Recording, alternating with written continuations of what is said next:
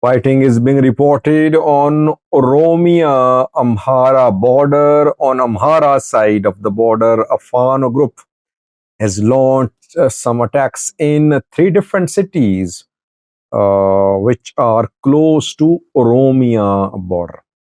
Secondly, Egypt is threatening to take action against Ethiopia. Sisi has been threatening in the past too, but delivering a speech in Cairo, Sisi made some remarks which are alarming. Monday and Tuesday are crucial. Why? Donald Trump, the US president, is arriving in Cairo. Before that, Sisi is trying to up the ante against Ethiopia. What could happen on Monday and Tuesday? And what did Sisi say, by the way? Let's start with the story about fighting on Oromia Amhara border. Before that, a quick announcement for you. After almost an hour, I'll be back with a live chat, and I have received exclusive information about some key decisions which are under consideration in Addis Ababa. Ethiopian PM is considering to make these big decisions. Some heads could roll in coming days. I'll share details with you in tonight's live chat after almost an hour. Now, it's Amhara Oromia border. It seems that a Fano group now is carrying out attacks in towns in the Amhara region which are situated close to Oromia border. This Fano faction just went into hibernation during attacks by Wollo Fano in North and South Wollo. And this Fano group did not carry out any attacks, large-scale attacks to support Wollo Fano during Wollo Fano's successful operation against the Ethiopian military. Now, when Wollo Fano has announced the end of the Abba Nadio campaign, this Fano group is active. I'm talking about Amhara Fano People's Organization, AFPO, a Fano group led by Skandar Naga and Makatao, based in North Showa zone of the Amhara region. In the last 72 hours, AFPO has carried out attacks in at least three different towns of North Showa, and today fighting approached Oromia border. I did a video on Rebel, which Fano fighters are in control of. They showed the control of Rebel yesterday. Then today we received reports of fighting between Fano and military in Rima. Rima is in North Shore zone of the Amhara region, not far away from Oromia border. It's not right on border, but it's not very far away from Oromia border. And just an hour ago, we got information from Mirhabite, which is a Wareda, right on North Shore Oromia border.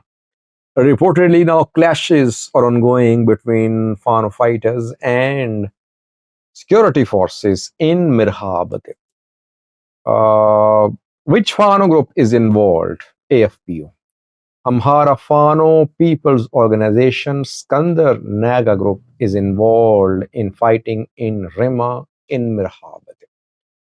This group was sleeping in the last 2 weeks when Wollo Fano was making gains, capturing key towns in North Wollo, advancing into South Wollo.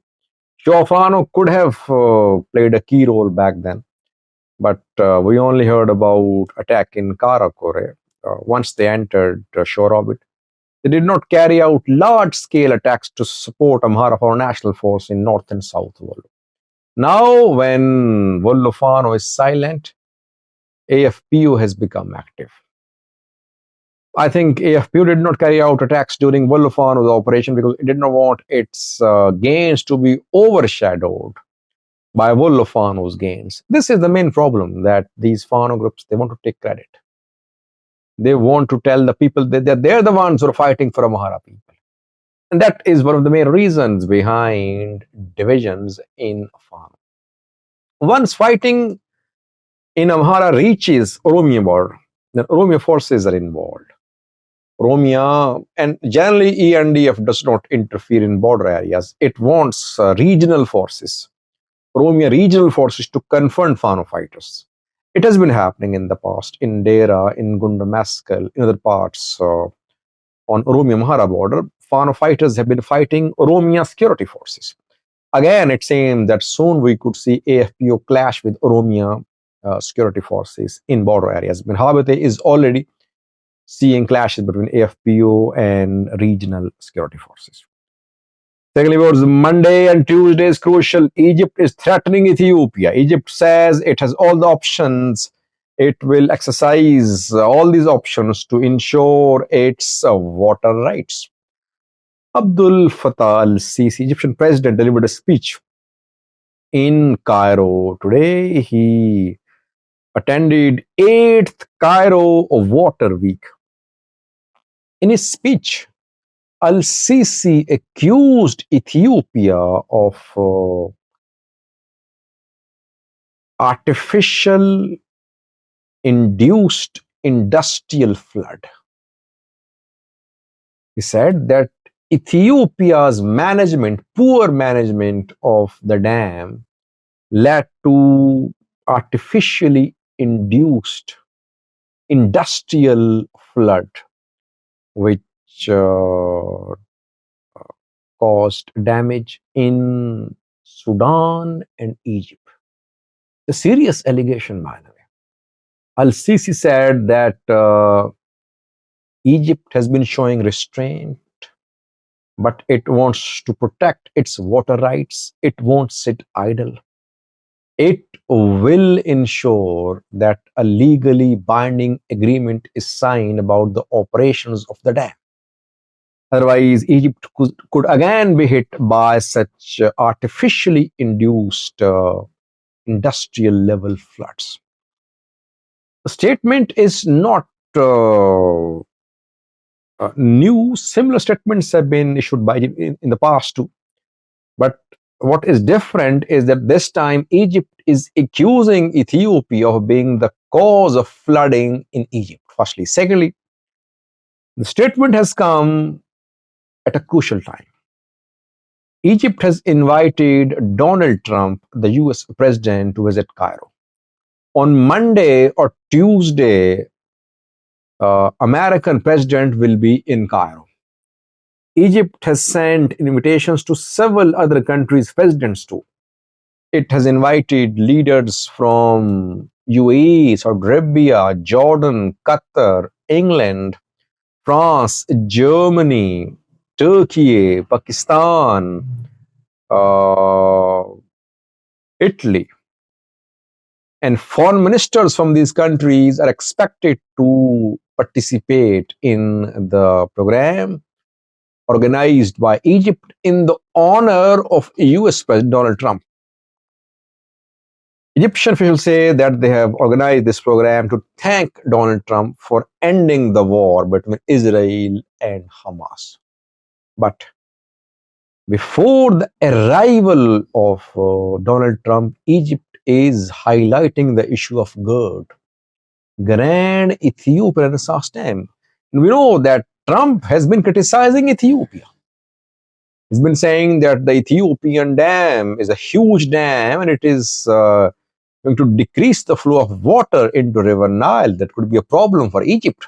That's what Trump has been saying. It means that on Tuesday or on Monday, when Trump will arrive in Cairo, Egypt will raise the issue of the Ethiopian dam. Before Trump's arrival, Egypt is threatening Ethiopia. What will Trump do?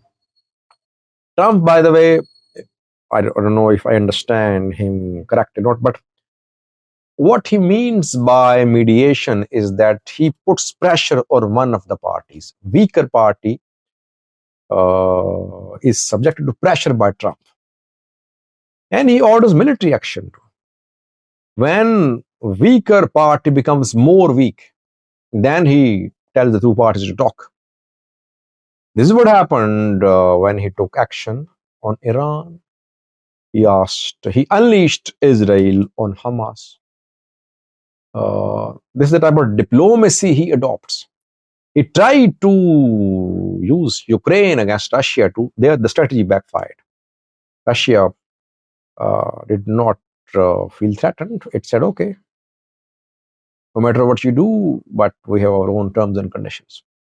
I think that Trump could back Egypt in putting pressure on Ethiopia. If he wants to mediate between Ethiopia and Egypt so that a limited escalation starts, and then he will intervene. It could happen.